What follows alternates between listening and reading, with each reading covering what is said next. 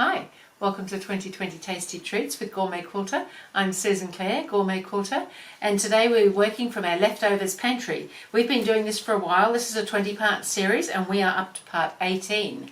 So we've been going quite well. We've set up our pantry, we've labelled our drawers, we've got strips and other units according to the measurements on the labels on the drawers, or they might be in bags, they might be in envelopes, they might be in boxes. Mine are in drawers. And so we've gone through and we've done all sorts of things with our leftovers, their fabric leftovers from other projects, and we're just making good use of them. So we've gone through earlier on in the series and made all sorts of units. We've made 9 patches, so this time we're going to be combining units. So we're going to be combining 9 patches. Now these are just samples, these are not size representative of what we're doing today. We've done some rectangles, so we're going to be using the little 3-part rectangle, and we've done half square triangles. So those 3 units can be all combined into interesting things.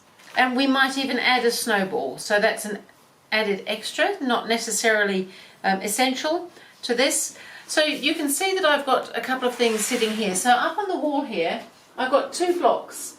And probably at a glance they're quite similar because I've used the same colours and things so that you can really start just seeing how things can change. So we've started with a 9-patch unit in the middle, and we've added some 3-part rectangles, and we've added some half square triangles.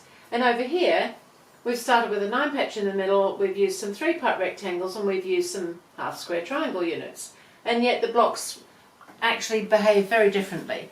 So as we can see here, there are some notes through GourmetQuilter and more information on the website GourmetQuilter.com.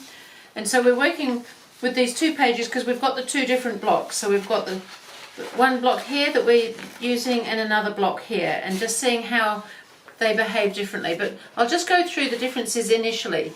So with our 9-patch units in the centre, one of them has the darker in the 4 place and the lighter, or the background, in the 5. And on this one, it's in reverse. So that's a difference already.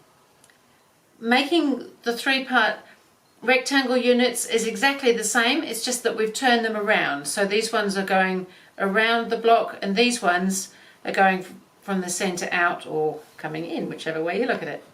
And then our half square triangle units, these ones have got the colour on the outside, these ones have got it on the inside. So you can just see that simply by rearranging or just altering the colour position of things, that things can look very different.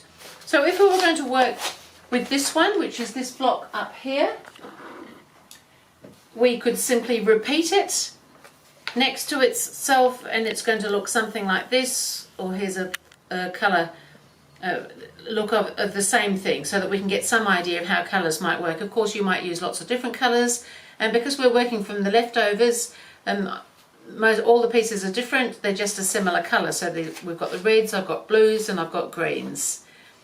And so we can just see how it behaves when we put it next to itself. We end up with these darker triangles meeting, so you'd end up, if we're doing them all with green corners, you'll end up with a sort of a green 4-part square, which would probably be different colours of green. If you're using more greens, you might change the colours there. If you then alternated the block with a snowball unit, so quite a large one, like I've got one up here, and if you put different colour corners on the snowball, well then you're going to end up with the different colours meeting. So you'll have, if you stuck with the green here for instance, you'd have 2 greens and you'd have 2 blues, which can look quite nice. And so that again changes the whole look. So this is just the grayscale one, and this one I've just put some colours in just so you get some idea of how it might look.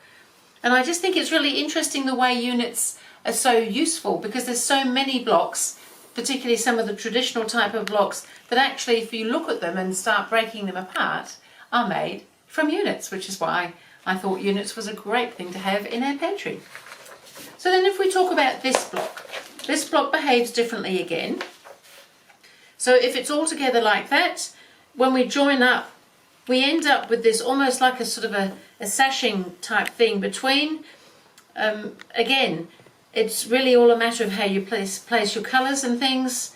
And so here's a colour option here. So you might end up, if you've used something like I have with a light backgroundy colour here, you'll end up with 4 of those together, just the same as we were going to end up with 4 greens together.